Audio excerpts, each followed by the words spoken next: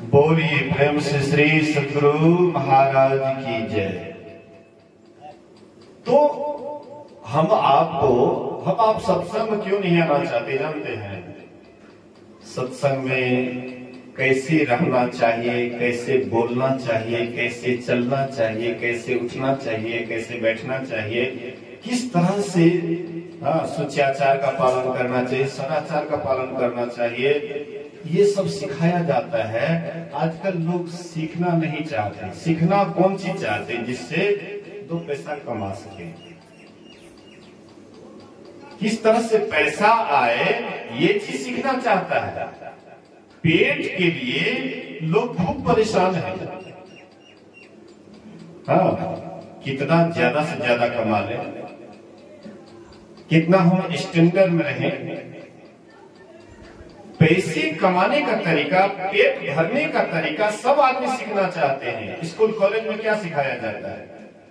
पेट भरने की ही कला को सिखलाया जाता है। और क्या सिखाता है? क्या वहां पर जीवन जीने की कला सिखाते हैं? शिक्षक स्वयं बेढंगा जीवन जीते हैं तो दूसरे को क्या सिखाएंगे? उनको ठिकाने नहीं क्या खाना चाहिए तो दूसरे को क्या सिखाएंगे? शिक्षक जीवन जीने की कला नहीं सिखाते हैं, सत्संग में जीवन जीने की कला सिखाया जाता है। लेकिन इसमें यही बात है कि आमदनी लोग नहीं देखता, इसलिए सत्संग में नहीं आना चाहता है। मैं तो कहता हूँ कि जो सत्संग में आमदनी के ख्याल से आता है उसको कम लाभ मिलता है। आमदनी तो इधर उधर आप मेहनत करके भी कमा सकते हैं, लेकिन संसार में कैसे रहना चाहिए ये बात आपको कहीं भी नहीं बतलाया जाएगा सिवाय सत्संग के। लेकिन हम आप सत्संग से ही दूर रहते हैं, जानवर की तरह जीवन भर कमाते रहते हैं, खाते रहते हैं, घर बनाते रहते हैं, जीवन बीत जाता है। लेकिन मनुष्य का लक्षण हमारे आपके अंदर नहीं आ पाता है। पेशाब करेगा, दीर्घ शंका करेगा, कोई सुचाचार का ठिकाना नहीं। कहां पर गंदा पड़ा, कहां पर क्या हुआ नहीं हुआ, कोनो ठिकाना नहीं। क्या मनुष्य है? कौन मनुष्य है? केवल खाना पीना सो जाना ये काम है पशु समाना। ये तो पशु के समान है। फिर मनुष्य देह क्यों धारी? फिर मानव शरीर में क्यों आए? अरे बाबा सत्संग सीखिए, थोड़ा सा समझिए, थोड़ा सा। सत्संग आपको ऐसी जगह की पता बतलाते हैं जहां पर आप भीतर रह करके इतने अच्छे जगह में रहिएगा, इतना बढ़िया जगह में आपको जगह मिलेगा कि लगेगा कि बहुत शांति है, बहुत सुकून है।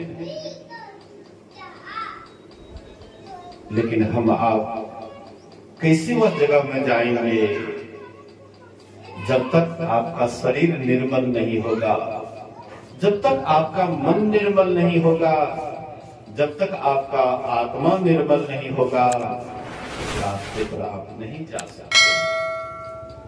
सत्संग आने से भी विशेष आपका काम नहीं बनेगा जब तक सत्संग के सही रहस्य को नहीं समझिएगा।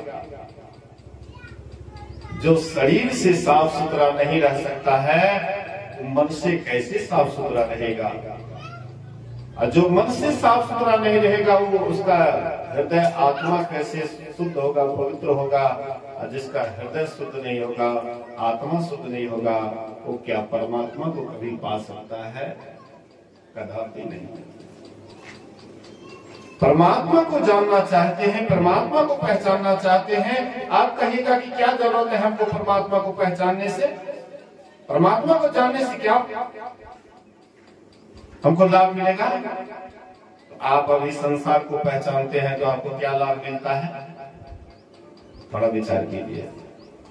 संसार को पहचान रहे हैं, आपको कितना लाभ मिल रहा है? यही रोटी कपड़ा और मकान, यही लाभ मिल रहा है ना। इससे भी और आगे लाभ मिल रहा है। अब मरने के बाद कौन लाभ मिलेगा? ये शरीर सदा रहेगा, ये शरीर एक दिन छूट जाएगा। फिर आपके साथ में क्या जाएगा? आपका शरीर छूटेगा, लेकिन आप समाप्त नहीं होइएगा। आप मिटने वाले नहीं है। अरे शरीर मिटेगा, जो बना है बिगड़ेगा, लेकिन जो बना नहीं है वो कैसे बिगड़ेगा? लेकिन आप अपने संबंध में क्या सोचते हैं? शरीर के संबंध में तो आप दिन रात सोचते रहते हैं। आपको एक बार भी फुर्सत नहीं है आत्मचिंतन करने का। दिन रात आप शरीर के ही संबंध में सोचते हैं, और अपने संबंध में भी तो कभी कभी विचार कीजिए,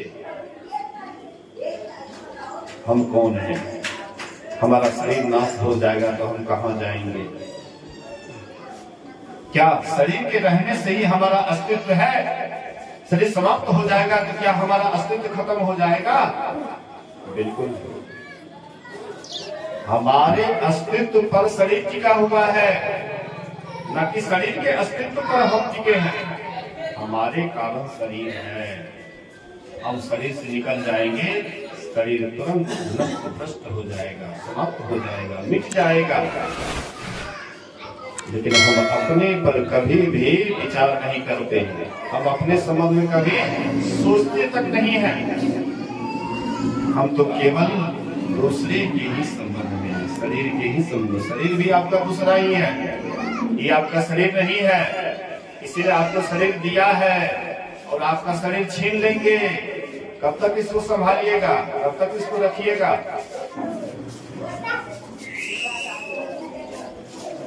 महर्षि संतसेवी जी महाराज ने एक भजन बड़ा ही सुंदर कहा है, मैं नहीं मेरा नहीं, ये मैं किसी का है दिया, छीन लेंगे कब इसे, इसका पता हमको नहीं। मैं नहीं मेरा नहीं, ये मैं किसी का है दिया, कोई आपको दिया है, छीन लेंगे कब पता, इसका ठिकाना हमको नहीं। ठिकाना है कब छीन लेंगे। मैं नहीं मेरा नहीं, ये तन किसी का है दिया, मैं नहीं मेरा नहीं, यह तन किसी का है दिया, छीन लेंगे कब इसे, इसका पता हमको नहीं। मैं नहीं मेरा नहीं, ये तन किसी का है दिया, छीन लेंगे कब इसे, इसका पता हमको नहीं। पता है कब ये शरीर आपका छीना जाएगा? मैं नहीं मेरा नहीं, ये मन किसी का है दिया, छीन लेंगे कब इसे, इसका पता हमको नहीं। मैं नहीं मेरा नहीं, ये मन किसी का है दिया, छीन लेंगे कब इसे, इसका पता हमको नहीं। कोई आपको दिया है फिर ले लेगा। भगवान कृष्ण अर्जुन को दिव्य दृष्टि दिए, फिर ले लिए। दिए थे ना, उसका कमाया हुआ नहीं था। अर्जुन स्वयं अगर ध्यान से साधना से दिव्य दृष्टि प्राप्त करता तब भगवान भी नहीं ले पाते, लेकिन स्वयं का कमाया हुआ नहीं था। भगवान अपने योग बल से उनको दिव्य दृष्टि दिए और फिर वह छीन लिए। संजय को भी दिव्य दृष्टि दिए थे। कुरुक्षेत्र में क्या हो रहा था, संजय सब कुछ आंखों देखा हाल धृतराष्ट्र को सुनाते थे। लेकिन महाभारत की लड़ाई जब समाप्त हुई तो फिर वह ले लिए। भगवान ने दिया तो फिर ले लिए। ध्यान के द्वारा अगर आप साधना करके अगर दिव्य दृष्टि को प्राप्त कर लीजिएगा तो आपका कोई नहीं छीनेगा। तो आपसे कोई चीज कोई देता है तो फिर छीनने का भी अधिकार है। दुरुपयोग कीजिएगा तुरंत छीन लेंगे। आप मनुष्य शरीर से दुरुपयोग कीजिएगा, मनुष्य शरीर से मनुष्य शरीर वाला काम नहीं कीजिएगा, छीन लेगा और फिर दोबारा नहीं देगा। अब जो सोचते हैं कि हम मालिक हो गए हैं इस शरीर में आकर के, ये मालिकपना कब तक चलेगा?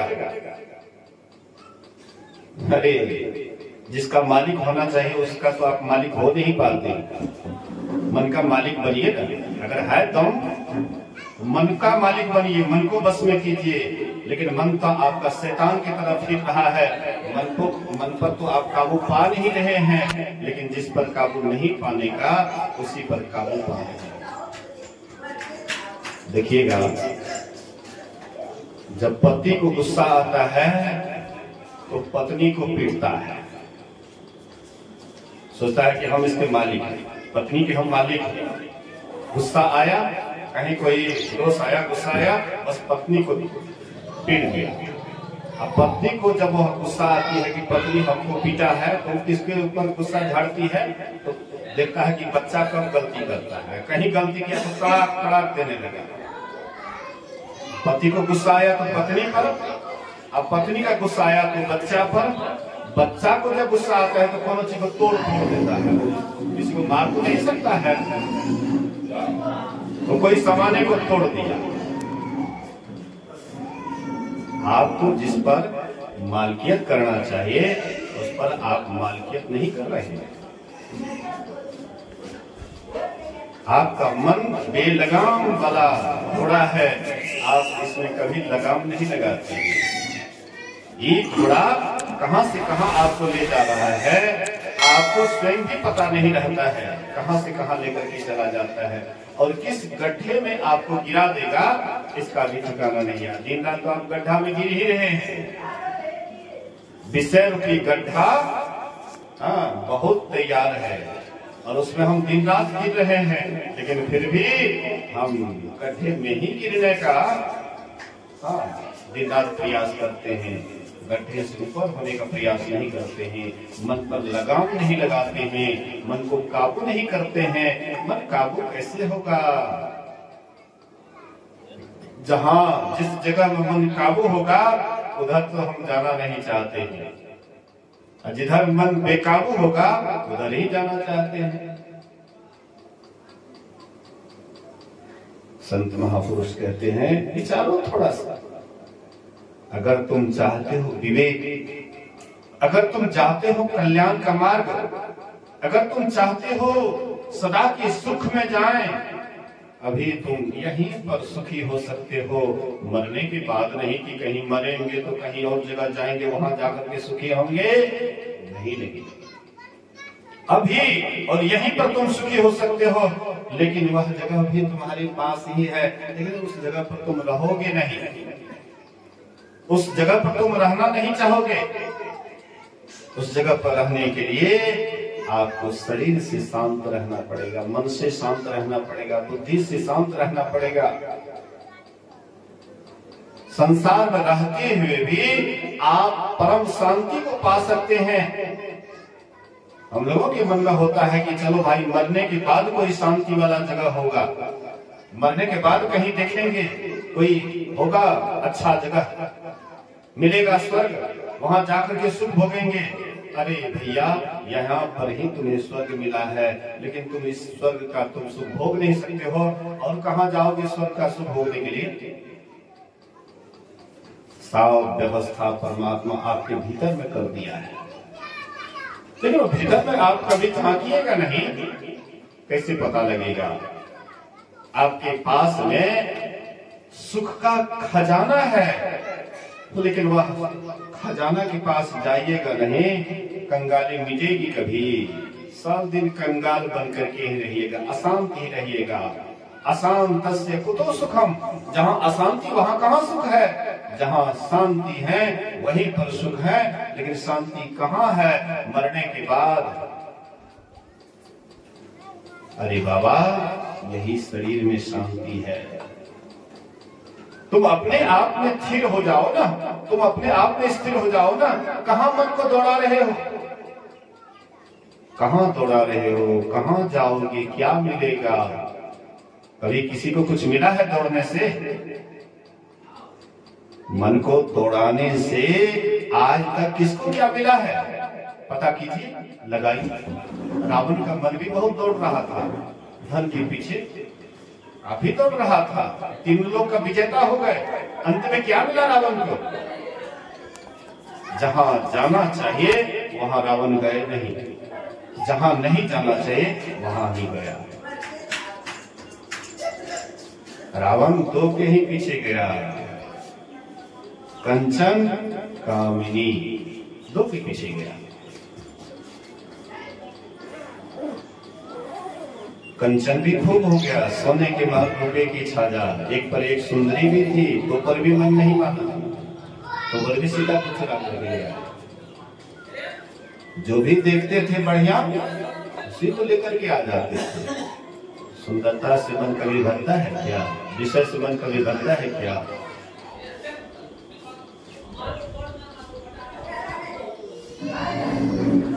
रावण बहुत कुछ किए, हम आप भी रावण के ही सखा है। हम आप भी यही दोनों के पीछे भाग रहे हैं। कहां भाग रहे हैं, किधर जा रहे हैं? देखिए अपने आप को, यही 2 के ही पीछे जा रहे हैं। रावण कहीं दूर नहीं है, आपके घर में ही रावण है। रावण का नाम लेते हैं तो सोचने में आता है वही लंका, वही रावण, दशमुख रावण, लेकिन आपके भीतर में रावण बैठा हुआ आपको पता नहीं है।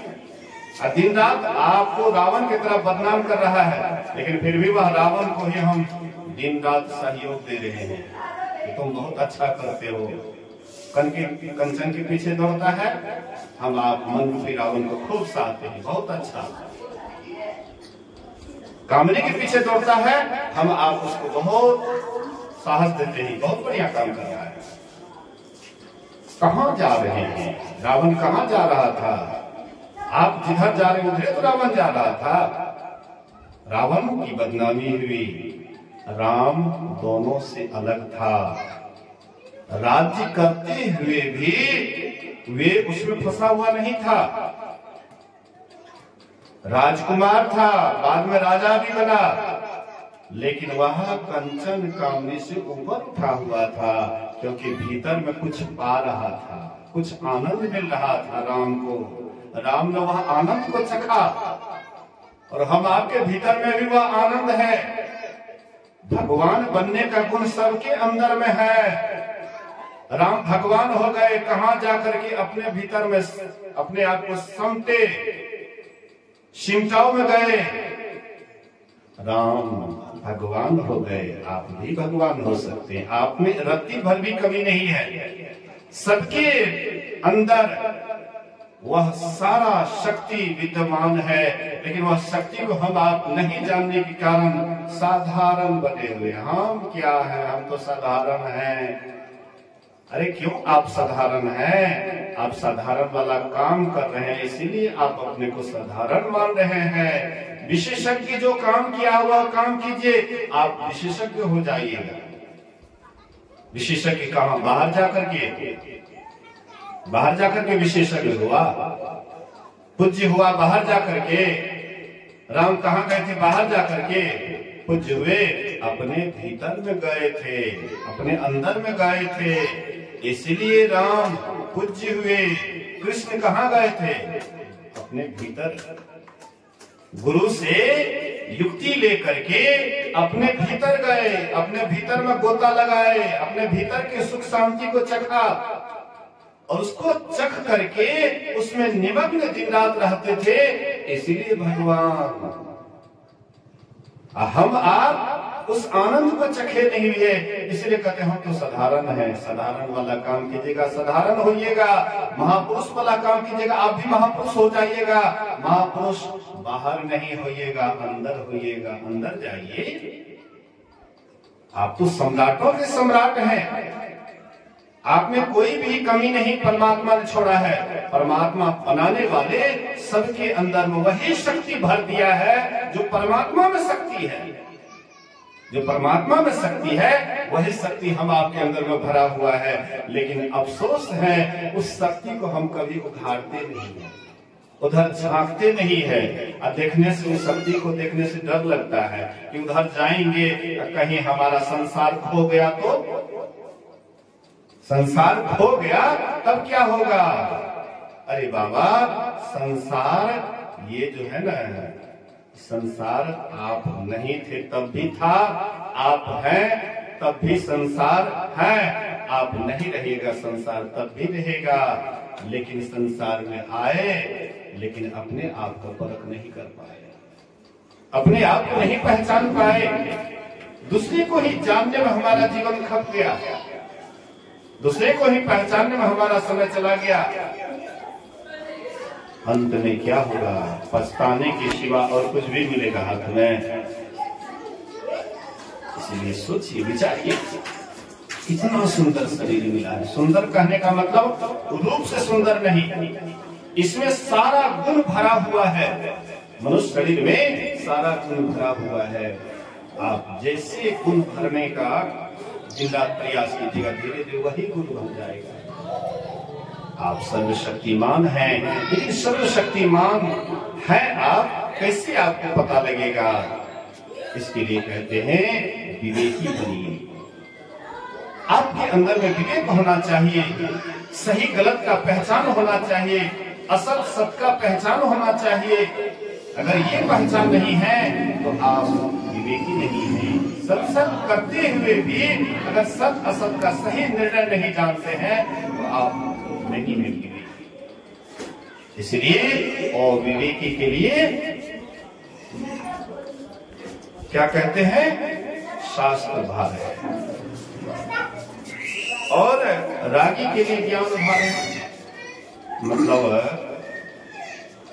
विषयों के राग रागनी में जो दिन रात फंसा हुआ है, विषय रूपी राग रागनी।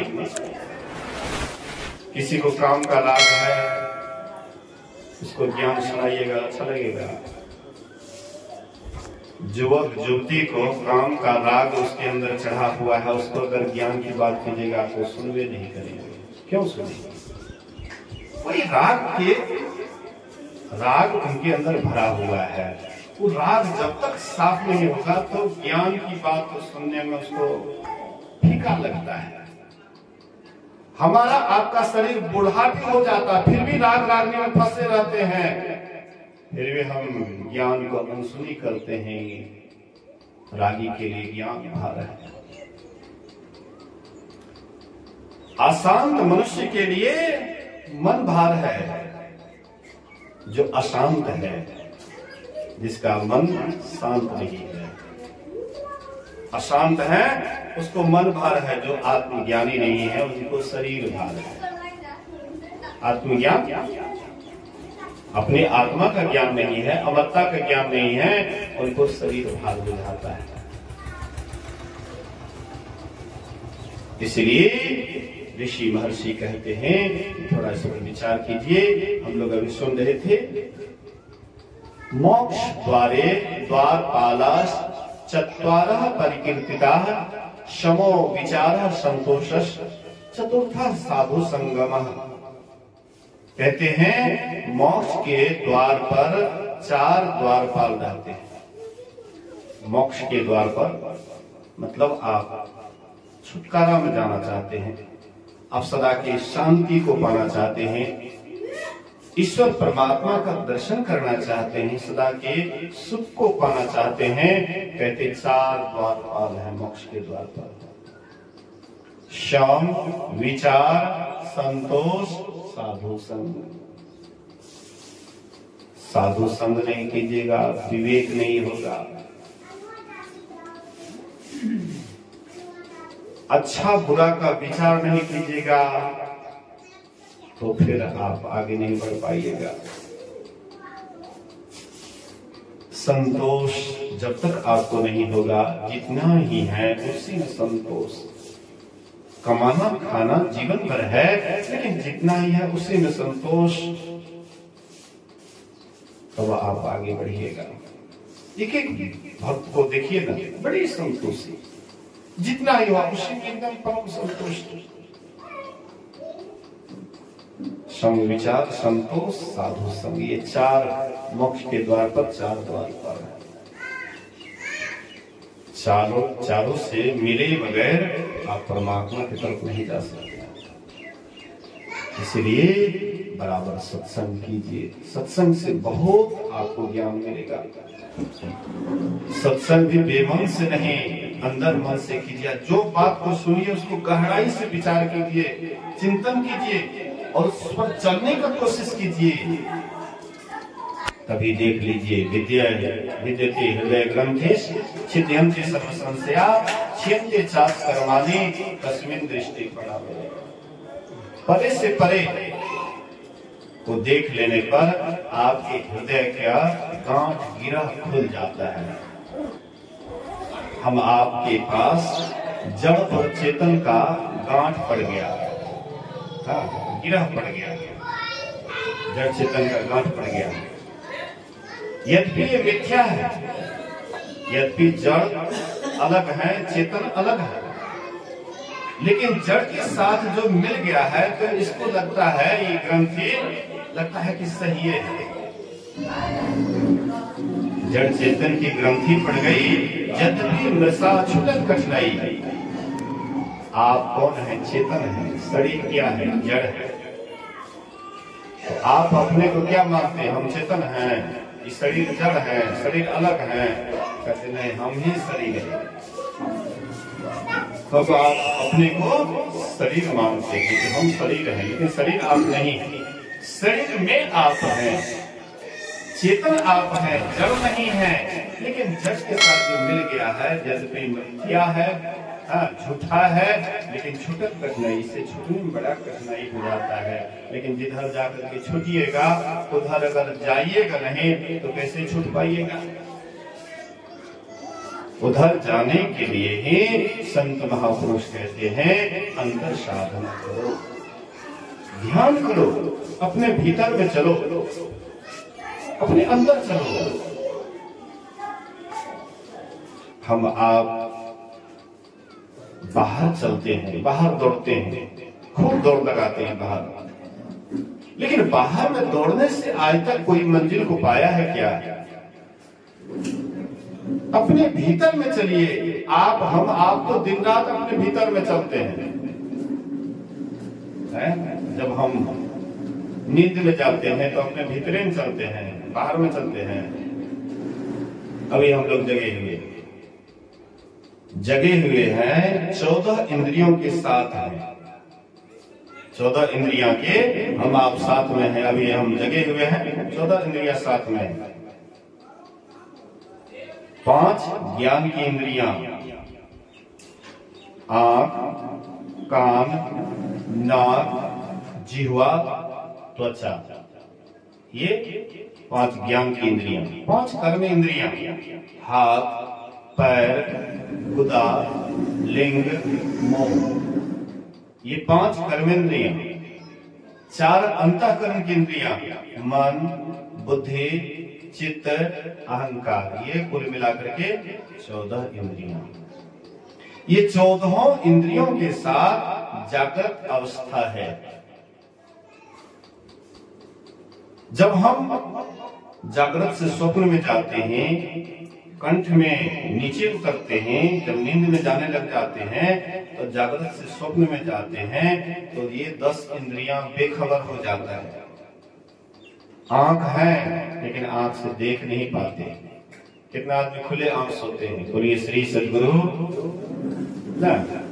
कितने आदमी या तो आंख में गड़बड़ी होता है, कितने का ऑपरेशन हो जाता है तो आंख बंद नहीं होता है, तो खुले आंख सोते हैं, लेकिन क्या वो आंख से देख पाते हैं? टीम खुला रहने पर भी देख नहीं पाता है, क्योंकि जो देखने वाला है वो वहां पर नहीं है, जहां पर रहना चाहिए उसकी धारा वहां नहीं है, इसलिए वे देख नहीं पाते। वो ससर गया नीचे, कंठ में चला गया। कंठ में जाने के बाद ये 200 इंद्रियां से बेखबर हो जाते हैं। और फिर आप ये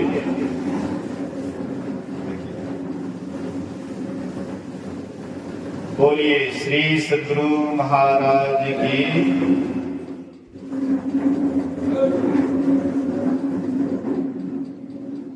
ये कोई भजन नहीं है, बड़ा नटखट है रे कृष्ण कन्हैया। बच्चा का स्वभाव तो नटखट वाला है करता है, लेकिन थोड़ा सा ध्यान दीजिए, सत्संग शांति का चीज है।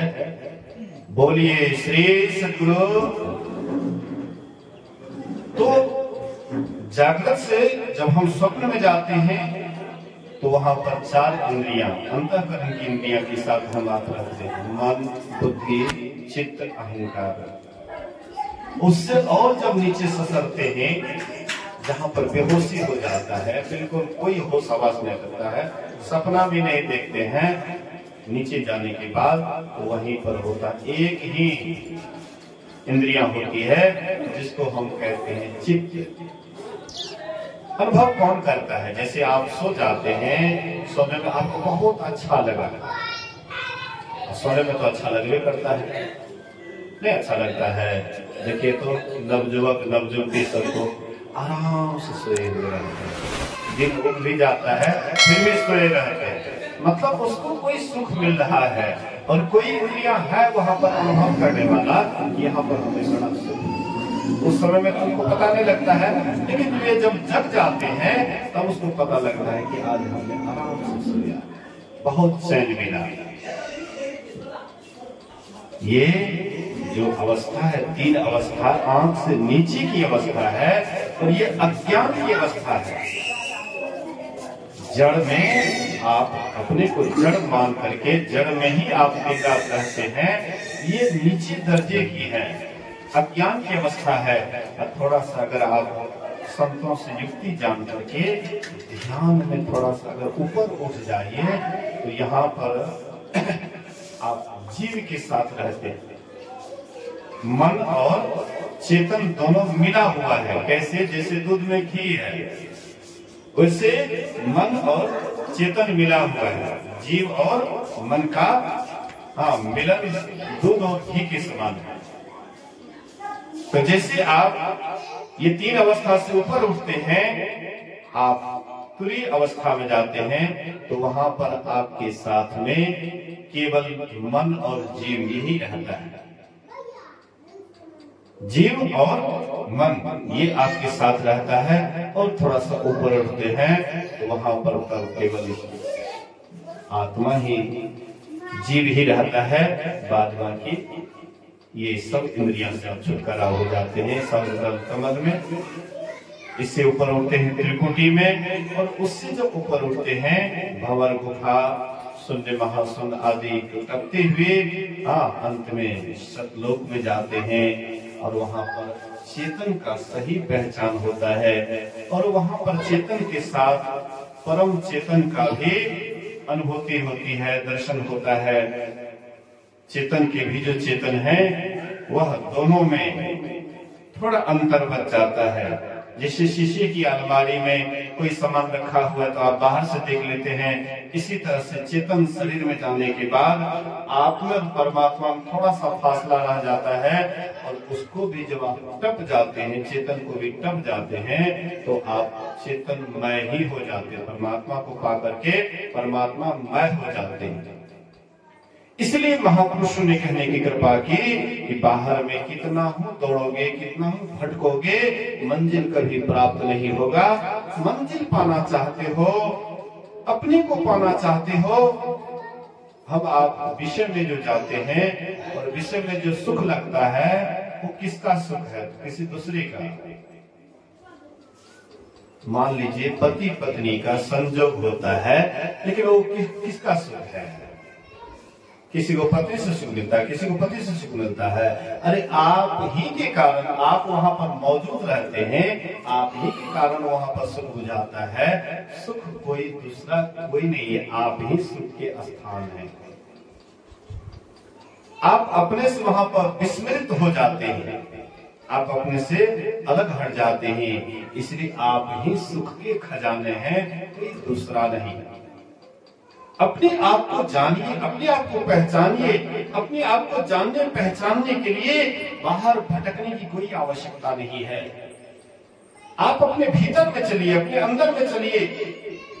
अपने अंदर में चलने के लिए बहुत साफ सफाई की आवश्यकता पड़ती है। मन आपका जब तक सदाचार युक्त नहीं होगा, शिष्टाचार सुचाचार युक्त नहीं होगा, तब तक आप उधर नहीं जा सकते हैं। उधर जाने के लिए मन को बहुत तरह से कंट्रोल करना पड़ेगा, बहुत समझाना पड़ेगा, सब ओर से मुड़ना पड़ेगा। सर्व त्यक्त्वा मनः पीत्वा सो असि यो असि स्थिरो भव। सब कुछ त्याग दो। सब कुछ त्यागने का मतलब क्या? सब काम धाम छोड़ दें, बैठ जाए हाथ पर हाथ दे करके? कहती नहीं। मैं पहले ही कहा, हाँ शुरुआत में ही कहा था कि शरीर से अगर हम श्रम करते हैं तो शरीर मजबूत होता है, लेकिन मन को जितना ही शांत करके रखते उतना ही मन मजबूत होता है। मन की शक्ति जितना ही चंचल होता है उतना ही घटता है। अब मन जितना शांत रहता है मन की शक्ति उतना ही बढ़ता है। शरीर जितना आपका चंचल रहेगा, काम करेगा, उतना शरीर की शक्ति बढ़ेगी, लेकिन मन जितना शांत रहता है उतना ही मन की शक्ति बढ़ती है। इसलिए मन की शक्ति को बढ़ाना है, मन की शक्ति को बढ़ाना है। मन की शक्ति को कैसे बढ़ाइएगा? साधना के द्वारा, ध्यान के द्वारा मन की शक्ति को बढ़ा सकते हैं। जितने भी महापुरुष हुए वे मन की शक्ति को ही धीरे धीरे बढ़ाने का कोशिश की, तब वे महान हुए। हम आप भी मानसिक शक्ति को बढ़ा सकते हैं। इसके लिए अंतर साधना कीजिए। शरीर से भी साफ सुथरा रहिए। शरीर से जो गंदा रहेंगे तो क्या करेंगे? ध्यान, क्या करेंगे? भजन, क्या करेंगे? भक्ति? नहीं हो सकता है। शरीर से निर्मल रहिए, शरीर को साफ सुथरा रखिए, सुचाचार पर निगरानी कीजिए। हाँ, बहुत आदमी शौचालय जाते हैं, शौचालय जाते हैं, लेकिन जैसे तैसे जैसे जाते हैं उसी हाथ से पानी डालते हैं, उसी हाथ से सब काम करते हैं, मतलब ठिकाना नहीं रहता है। थोड़ा सा संभालिए, बुद्धिमान बनिए, महापुरुषों के रास्ते पर चलिए। महापुरुष जिस रास्ते पर चले उस पर चलिए। साधारण जन के रास्ते पर चलिएगा, सब दिन साधारण बन करके रहिएगा, और महापुरुष के रास्ते पर चलिएगा, आप भी महापुरुष बन जाइएगा। जो भी महापुरुष बना है उसी रास्ते पर चलने पर, इसलिए शिष्टाचार पर ध्यान दीजिए। लघु शंका जाते हैं, बहुत आदमी को पानी लेने में लज्जा बुझाता है। लघु शंका जाने में, पानी लेने में लज्जा बुझाता है कि लोग क्या कहेंगे। अरे लोग क्या कहेंगे? तुम अपने को क्या कह रहे हो? तुम अपने को क्या मान रहे हो? लोग क्या कहेंगे? लोग क्या कहेंगे? लोग के कहने पर अगर जाओगे तो लोग तो तुमको पागल बना देगा। लोगों के कहने पर मत जाइए। आपका अंतःकरण क्या कहता है? आप लघु शंका जाते, पानी नहीं लेते हैं, उस समय में आपका मन कैसा होता है? और जब आप लघु शंका जाते हैं, पानी लेते हैं, उस समय में आपका मन कैसा होता है? देख लीजिए अपने मन को। जब आप पानी लीजिएगा तो आप भीतर से भी लगेगा कि हम साफ सफाई में रह रहे हैं। मंदिर को हम लोग क्या करते हैं? कितना धोधा करके रखते हैं। आइए मंदिर को, पर्व आता है तो गेहूं को कितना बढ़िया से धो करके बढ़िया वस्त्र पर उसको सुखाते हैं, तब उसको बना करके जो न उठता है, न बैठता है, न खाता है, न पीता, उसको चढ़ाते हैं। ये बोलने वाला, ये मंदिर में इसको कोई साफ सफाई से मतलब नहीं है। लघु शंका गए तो पानी लेने में बहुत आपको कष्ट हो रहा है, दिक्कत हो रहा है। दीर्घ शंका गए तो उसमें उसी हाथ से कपड़ा छू दिए, उसी हाथ से गैलन को छू दिए, उसी हाथ से सब कुछ छू दिए। जिसमें लज्जा होनी चाहिए उसमें हम लज्जा नहीं करते हैं, जिसमें लज्जा नहीं करनी चाहिए उसी में हम लज्जा करते हैं। संसार ऐसा ही है।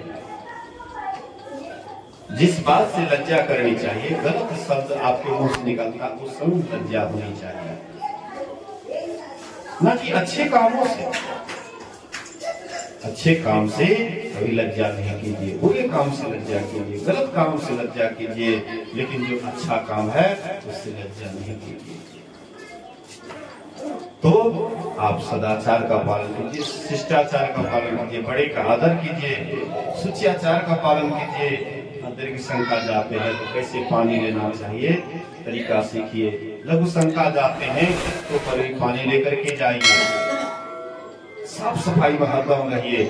मतलब आपके मन में विश्वास हो कि हमारे ये मंदिर में शिव जी का निवास है, हमारे ये हृदय में विष्णु भगवान का निवास है।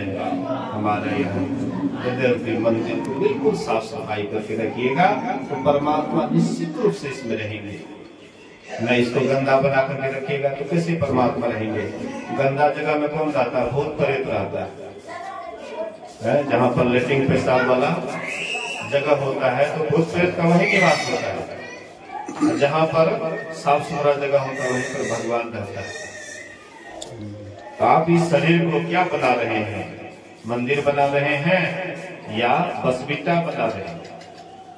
बसबिट्टा लोग जाते हैं, गंदा फंदा जहाँ तहाँ रहता है ना, तो आप इसको बसबिट्टा मत बनाइए, आप इसको मंदिर बनाइए। मंदिर को जैसे आप साफ सुथरा रखते हैं, फूल पान चढ़ाते हैं, दिन सारे उसको धोते हैं, सफाई करते हैं, ऐसे बराबर इसको साफ करके रखिए, बराबर इसको धो धा करके रखिए, अंदर बाहर दोनों तरह से साफ करके रखिए। देख लीजिए आपको कितना आनंद आता है, कितना आपको लगेगा। प्रपंच आपके मन में भी प्रपंच नहीं रहेगा, मन एकदम लगेगा क्या है, बहुत सुंदर। तो आप शरीर की सफाई रखिए, मन से भी, मन को भी साफ रखिए। मन की सफाई सदाचार का पालन है। झूठ, चोरी, नशा, हिंसा, व्यभिचारी 5 पाप को छोड़िएगा तो मन से आप शुद्ध हो जाइएगा।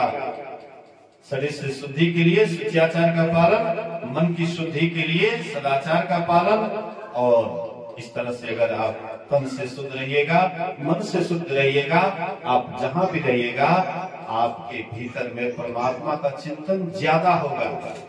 साफ सफाई में न रखेगा तो परमात्मा का चिंतन नहीं के बराबर होगा, फिर संसारी का चिंतन होगा। संसारी का दिन रात मनन कीजिएगा, परमात्मा का चिंतन मनन नहीं होगा। इसलिए कि परमात्मा पवित्र जगह में रहते हैं। गुरु नानक साहब कहते हैं, सुचे भाड़े साचु समावे बिरले सुचाचारी, तंत्र कौ परम तंतु मिलाइया नानक सरणी तुम्हारी। कहते हैं पवित्र बर्तन में पवित्र चीज अटता है, पवित्र बर्तन में सत्य अटता है। इसलिए सत्य को अटाने के लिए आपका बर्तन बिल्कुल साफ सुथरा होना चाहिए। बिल्कुल जितना साफ रख सकें, जितना पवित्र रख सकें, उतना ही परमात्मा आप में लबालब भरा हुआ रहेगा। इसलिए सदाचार, शिष्टाचार, सुचियाचार का पालन कीजिए और सत्संग नित्य नियमित करते रहिए, इसको छोड़िए नहीं। सत्संग आपके जीवन का बहुत बड़ा अंग है। देहि सत्संग निज अंग श्रीरंग भवभंग कारण शरण सुखारी। हे परमात्मा हमको सत्संग दीजिए, क्योंकि आपका निज अंग है, आपका निज अंग है। परमात्मा का निज अंग क्या है?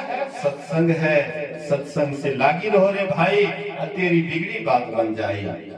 सत्संग से लग करके रहिएगा। सत्संग 2 तरह का है, एक बाहरी सत्संग है, एक आंतरिक सत्संग है। बाहरी सत्संग से आंतरिक सत्संग के लिए प्रेरणा लीजिए और नित्य नियमित ध्यान कीजिएगा। धीरे धीरे आपका शरीर निर्मल, मन निर्मल, धीरे धीरे आत्मा जब निर्मल हो जाएगा तो परमात्मा में जाकर के मिल जाएंगे। फिर आवागमन का सदा के लिए अंत हो जाएगा। इन्हीं बात को सुनिए, समझिए और अपने जीवन में उतारने का कोशिश कीजिए। यही आप लोगों की सेवा में कहा। एक बार सब आदमी हृदय खोल करके गुरु महाराज का जय जयकार बुलंद आवाज में करें। बोलिए श्री सद्गुरु महाराज की जय।